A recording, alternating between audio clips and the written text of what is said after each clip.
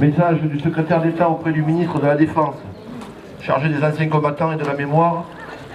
Le 8 mai 1945, la victoire des nations alliées consacrait la victoire de la démocratie, des valeurs universelles de la liberté et de la dignité humaine.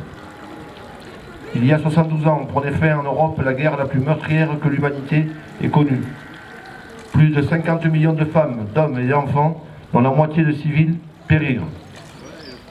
Dès le 18 juin 1940, par la voix du général de Gaulle, la France avait dit son refus et sa volonté d'agir pour retrouver sa place au sein de grandes nations, afin de porter son message universel de liberté, d'égalité et de fraternité.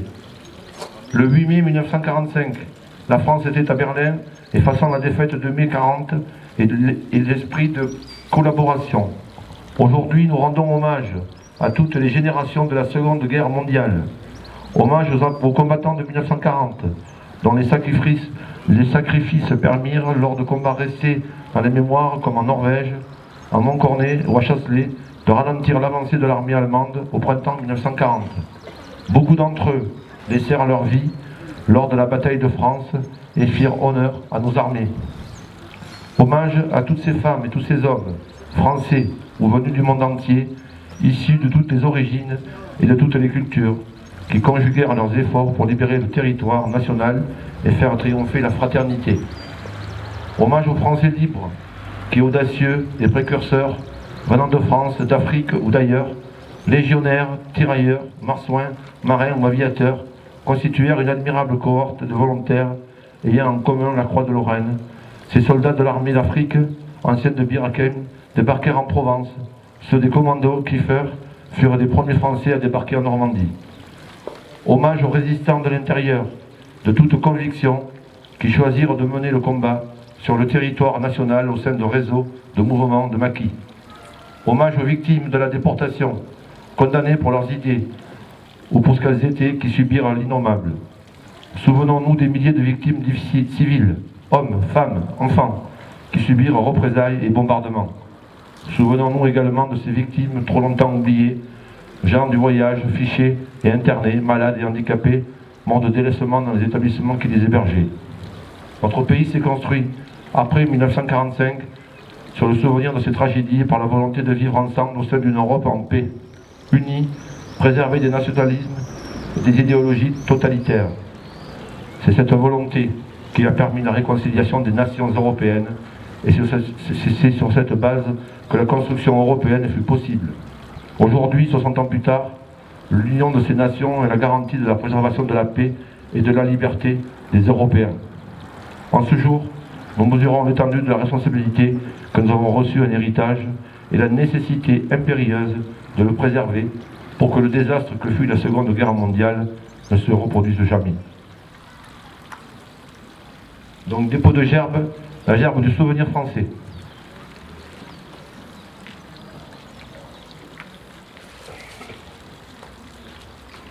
Gerbe déposée par M. De Clémenti.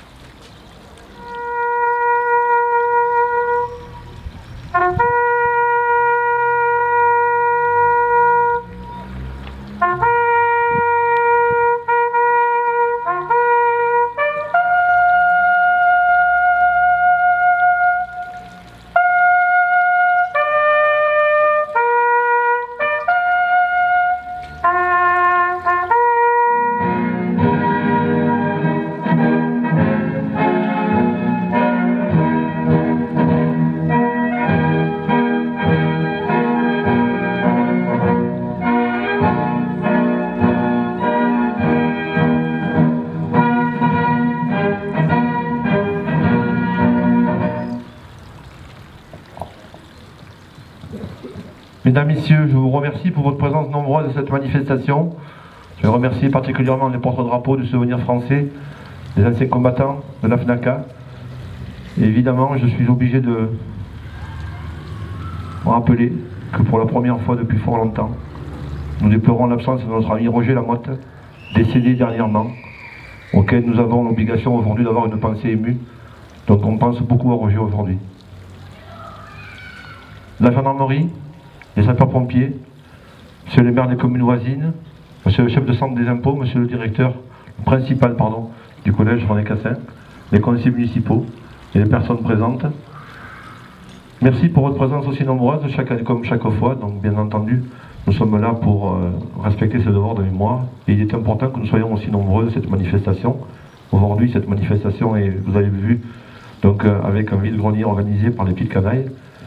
Et donc on voit bien que le monde est présent et ça fait vraiment plaisir. Merci à toutes et à tous de votre présence. Et le conseil municipal vous offre le verre de l'amitié dans la salle de réunion du conseil municipal à la mairie. Voilà, donc je vous invite à nous y rejoindre rapidement sur notre place. Merci à toutes et à tous. Et encore merci à vous messieurs, mesdames, merci. Je n'oublie pas bien entendu le conseil municipal qui est présent en grand complet. Quelques-uns n'ont pas pu être là parce qu'ils ont des activités aujourd'hui, mais en tout cas, nous mettons un point d'honneur à organiser ces manifestations sur la commune. Merci.